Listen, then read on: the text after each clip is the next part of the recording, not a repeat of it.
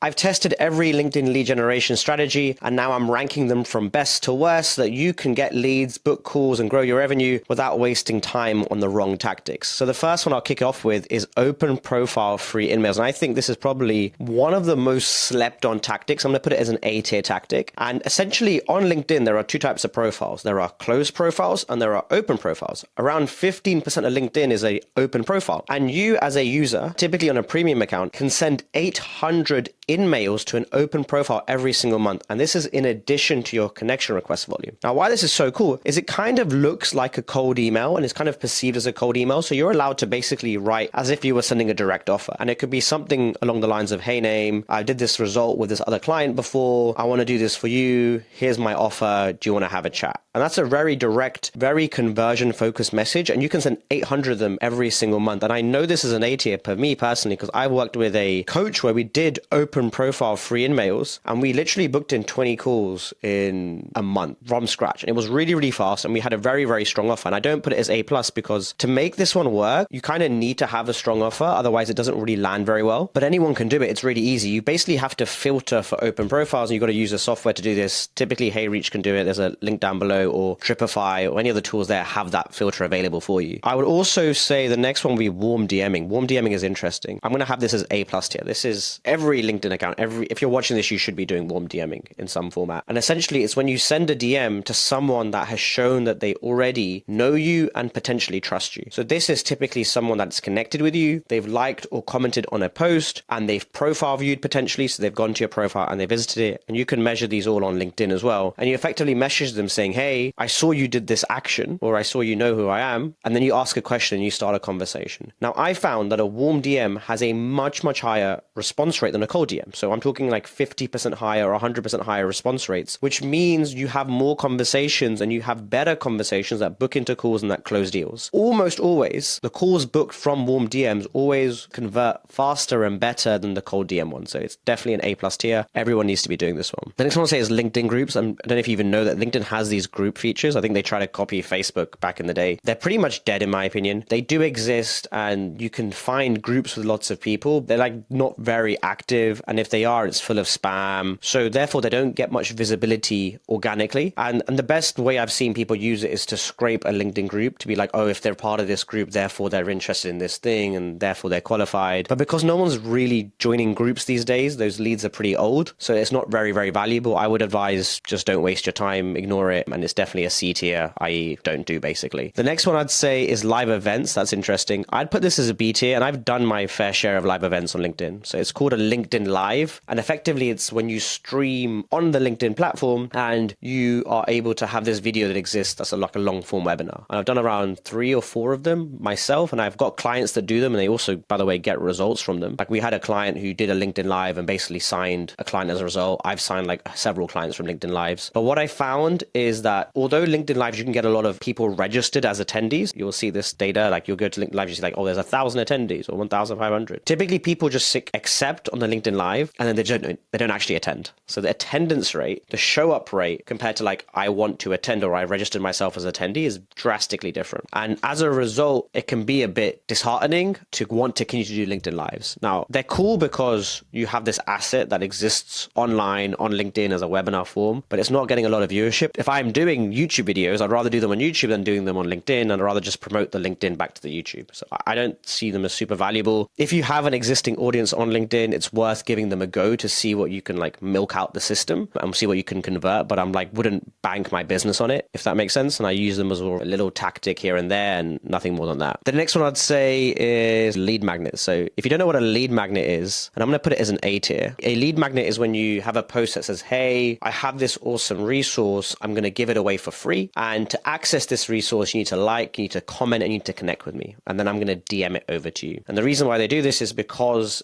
by commenting on this post, you fuel virality, you increase the impressions this post gets. So the author of this post is getting more impressions, which then gets more people to see it, which then gets more comments, and it fuels this big viral boost. Now, it's really cool. And it's also cool because it gets you lots of inbound connection requests. And we know that we're limited about outbound connection requests. And lead magnets work really well. And I literally grew my agency for its like first 7 figures basically was with lead magnets. And a lot of my clients have lead magnets as a cornerstone of their strategy. So you should definitely be doing it. I have it is an A tier because it's definitely part of a strategy that we run. I don't have it as A plus because it doesn't work in all niches when a person who's trying to opt in for the lead magnet doesn't want to opt in for it. So for example, in certain niches like e-commerce, people that opt in for the lead magnets are typically more competitors than they are ICP. So there's like a difference in ratio between the ICP commenting for it or the ideal customer commenting for it versus like competitors commenting for it. So it's like niche dependent on its effectiveness, but there are some niches where it works so damn well. You can pretty much build a $1 million business out of this, or a 7-figure business, or add $1 million or more in revenue in the next like 6 months just from lead magnets. So it's really powerful. Next, let's do paid Inmails. I told you about free Inmails. Paid Inmails is essentially when you're on LinkedIn Premium, you get, I think it's between like 20 or 50 paid Inmails that you can send. And what that means is there's this quota and you can basically message anyone with a paid email, regardless if they're an open or a closed profile. So you can access a lot of them on the market, but you only have 50 of these a month. So that makes it a bit shit because you can't scale that volume. So I'm going to put it as a B tier because it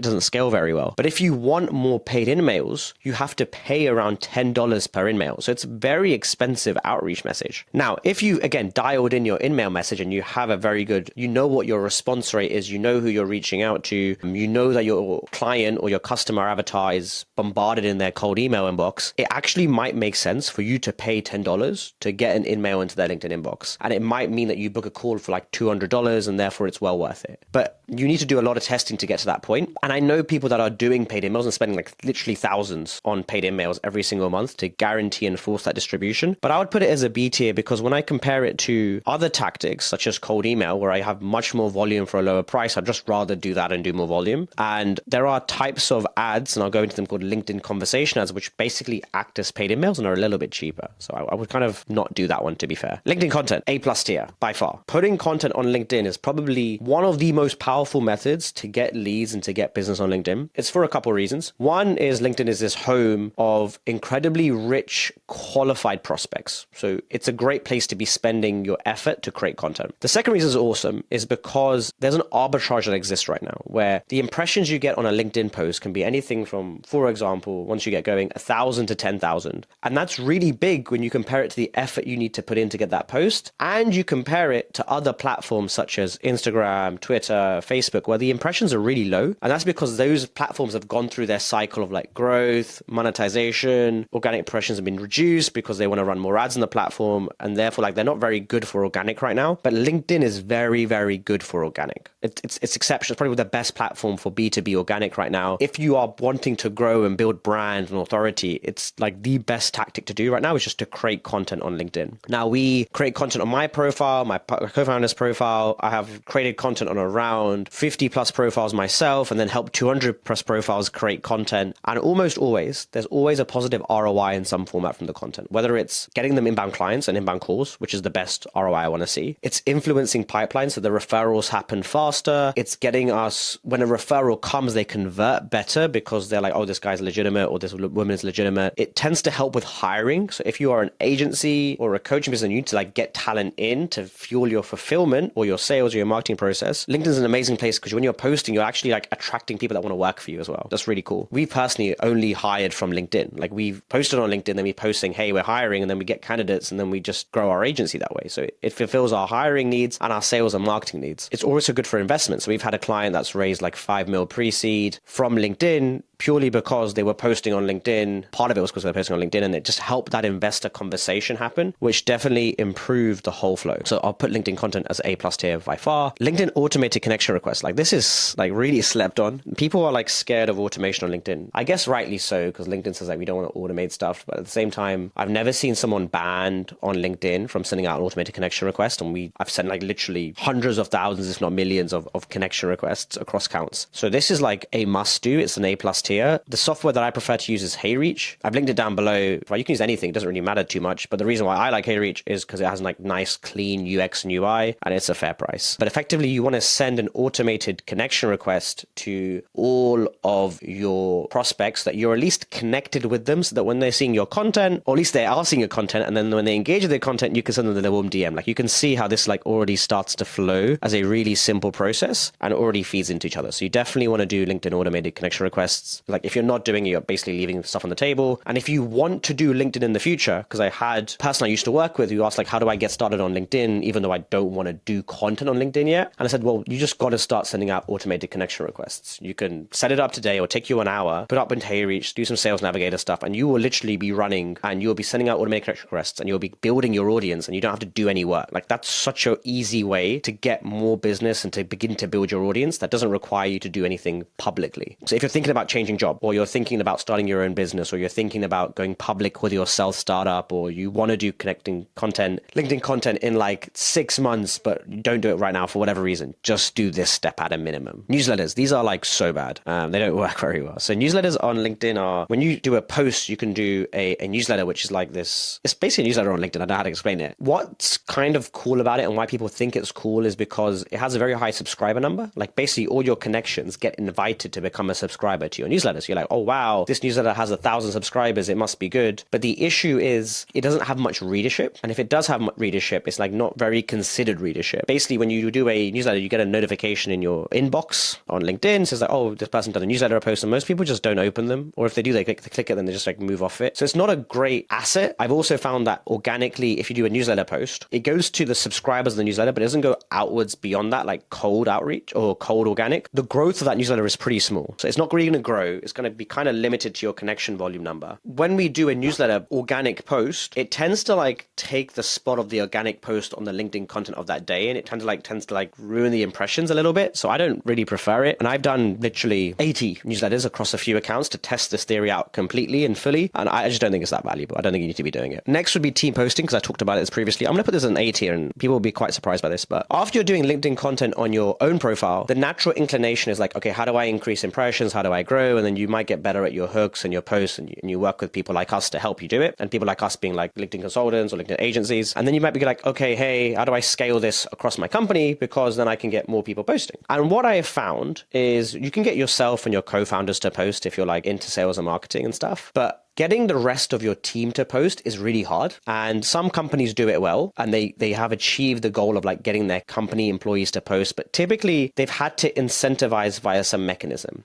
And it's the mechanism like, hey, every quarter there's £1,000 reward up for grabs. You get paid X per post, or you should do it because you want to do it. And because you're having to incentivize, and because it's not really part of their daily role, it means that it's harder to get people to do this LinkedIn post. You got to then train them up. It's very hard practically to execute. As a result, I don't put it as A+ tier, because you can execute on your own LinkedIn content as a founder, as a business owner pretty quickly, or you can get someone to do it for you. It's very expensive to get someone to do all your team's LinkedIn content, because that just like scales very expensively. And it's hard to convince someone to post on their LinkedIn if they just don't want to. It's A tier because like it is very valuable when you do it, but it's just very hard to do practically. The next, I'd say, let's do manual LinkedIn messages. I'm going to put this as A+ tier. So this is kind of like warm DMing, but what I mean by this is when you do an automated connection request, you have a choice. You can do an automated message as well, or you can do a manual message. And I've found that the manual messages are so much more powerful, and is why we have appointment setters plugged into the inbox of our clients. So what that means is when we connect with someone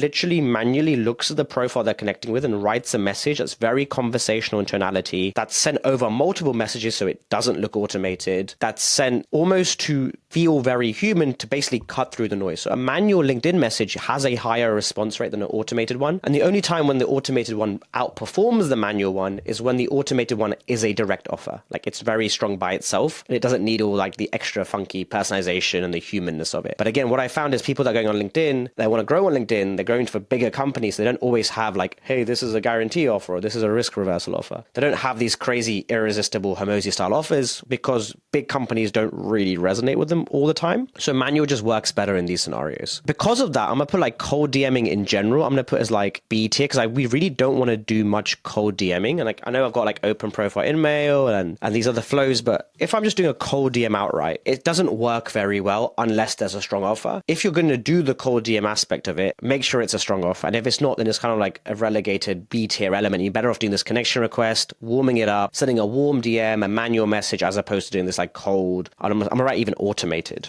DMing. Like that's like not good at all. On LinkedIn, you have also articles which can be posted. And these are like they're not newsletters. They're sort of like mini blog posts on LinkedIn. And LinkedIn created them, I think, almost to rank on Google for SEO. And it just didn't work very well. And people don't really read articles for the same reason that newsletters don't work. So it's a C tier for sure. It's not that valuable. You've also maybe seen like, oh, the top e-commerce voice and top whatever voice. And I remember people, that's definitely C tier. It definitely sucks. I think they've even removed that feature, but some people will still remember it. And I remember clients telling me, should we go for this top voice? So I'm like, well, look, how many people that have this top voice do you think are actually good at what they do? And they said like, not many. I'm like, cool. So then why do you want it? Like, it's not a good status symbol. Although it says the word top, it doesn't mean anything because people know how you got it. You got it by like collaborating on these articles and adding comments, and it's just useless. I'd rather be someone that puts out good content than is a top voice for the sake of having that feature. DMing people who commented on competitor posts, this has like become a thing recently where you, and I put that as B tier, where you like find people that have commented on other people's posts and you go and you say like, oh, hey, I saw you comment on this post. That means you're interested in this. Look at my offer. I think this is B tier because it's like, the analogy is, imagine like you're a lion and you're hunting on the savannah or on the Masai Mara, and you go for a kill and you get the kill, and that's like, the kill's your prospect, for example. You have your meal, you close the deals that you can, or you like, you close the deals from your content, and you move off and you go to bed and you sleep. The people that are DMing the people who comment on your post, like these vultures or hyenas that come in afterwards and then get the scraps, it's not a very powerful tactic because yeah, they get to eat a little bit, but they're not getting the best bits of the meat. They're not getting the best clients. They're not getting the best value from it. So if you're DMing people who commented on other competitor posts, it's like not your audience that you've built. And yeah, it can work a little bit. And yeah, maybe you'll get a client or two. But ultimately, like, we want to build our own audience because then that's going to convert a lot better. And there's going to be your own pool of that as opposed to like hunting for other people's pools, which is a bit weird. And then finally, A+ tier. I'm going to put like LinkedIn ads, definitely A+ tier. The reason why is because most people are afraid to do LinkedIn ads because the CPMs are expensive and it's kind of scary to do and to run paid advertising. Even though the LinkedIn organic impressions are high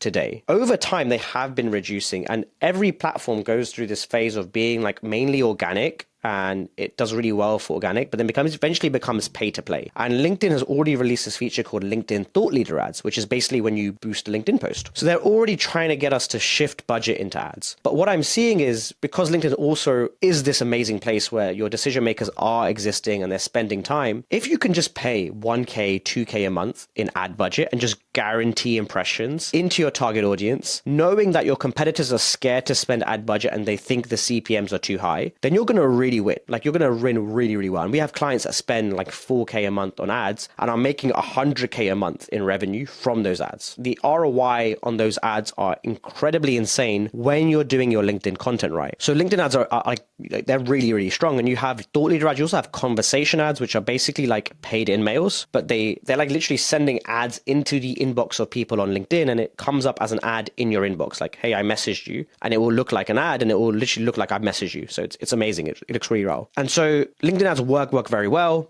The CPMs, yes, they're high, but it's well worth the spend. Let's say it costs you $800 or $1,000 for a cost per proposal, or cost per like very qualified lead coming in, and you're closing and you're getting a CAC of maybe $2,000. You're probably selling a service for $3,000 a month minimum, and your LTV is probably at least 20K to 100K minimum. As a result, spending 2K on the CAC to get like 20K in LTV at a minimum, that's a 10x LTV to CAC ratio. That's amazing. And you can do this on LinkedIn because it works very, very well. Now, the LinkedIn ad unit economics can work really well as well, because I have clients that are getting a cost per very qualified book call that basically goes for a proposal and basically then closes at around $500 to $1,000. Like, that might seem a bit expensive, but what I mean is their cost per like proposal is maybe $1,500, and therefore their cost per acquired customer, maybe it lands around $2,000, $3,000 sort of thing. That's a really good CAC. Because when you compare that to the LTV of those clients, and maybe they're sitting at an LTV of around 20K to 100K to 200K, they're getting at least a 10x LTV to CAC ratio, if not 30x, 40x, 50x. So it's very, very profitable if you're running an agency, a consulting business, or coaching business to run ads. And because everyone else is scared of these numbers, which I just mentioned, like they do seem a little bit big, so it's a little bit scary. But if you get it and you understand like, hey, this is a unit economics game, you end up competing in an area where no one else wants to compete. And so you end up making a lot more money than everyone else does. So this is definitely a very powerful tactic. tactic. Now, for our clients, we do all these 5 things. So we do warm DMing, LinkedIn content, automated connection requests, ads, manual messages, and then we also do open profiles, lead magnets, and then we can do team posting if it makes sense. That's the main stuff that we do. So this is like everything that we do for our clients, and it works really, really well. And it's everything that more or less I teach in our one-on-one coaching program. So we do this to like make sure that you guys get results on LinkedIn so that you can win. And that's like the main stuff that we go through. All this stuff is also covered, but honestly, we don't want to do any C tier stuff. They're not that useful. B tier we can do sometimes, but again, this is what works. That's ranked best to worst. Hope this was valuable. Drop a comment below if I've missed anything, because I may have, but if I have missed them, they're probably not that good anyway. All right. Peace. Thank you so much.